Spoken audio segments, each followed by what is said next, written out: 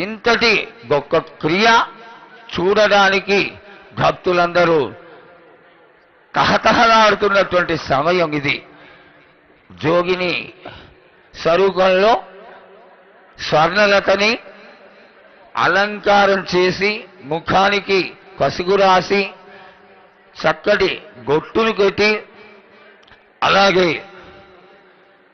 ఆలయం తరఫున మహాకాళి అమ్మవారికి ఈ 15 రోజులుగా ఏ విధంగా అయితే గొడిగుయ్యాన్ని కోసి ఆడగిడ్డగా భావన చేసి ప్రధాన దేవతగా భావన చేసి కొలుస్తారో అదే విధంగా స్వర్ణలతని కూడా ఇవన్నీ చేసి ఆలయానికి మేళ తాళాలతో తీసుకురావడం పరిపాటి. వచ్చేస్తోంది జగన్మాత అమ్మవారు జోగిని స్వరూపంలో మేళతాళాలతోటి అత్యంత వైభవంగా భవిష్యవాణిని తెలియజేయడానికి ఎంతో చక్కగా అమ్మవారి యొక్క ఆలయ ప్రాంగణంలోకి వచ్చేసింది.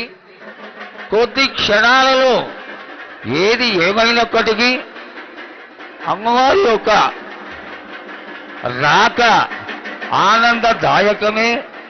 అందరూ కన్నుల కండుగా ఎదురు చూసేటువంటి ఈ యొక్క మహాకాళి అమ్మవారి ఆలయంలో ఆనందమే ఆనందము.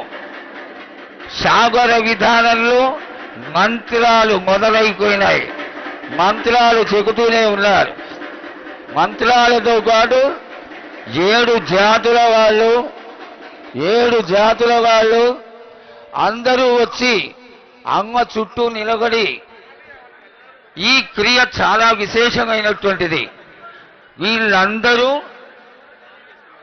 అమ్మవారి చెవిలో స్వర్ణలతకి ఈ మంత్రాలు చెప్పడం వల్ల ఆవాహన జరుగుతుంది. ఆవాహన జరగడం చాలా విశేషం.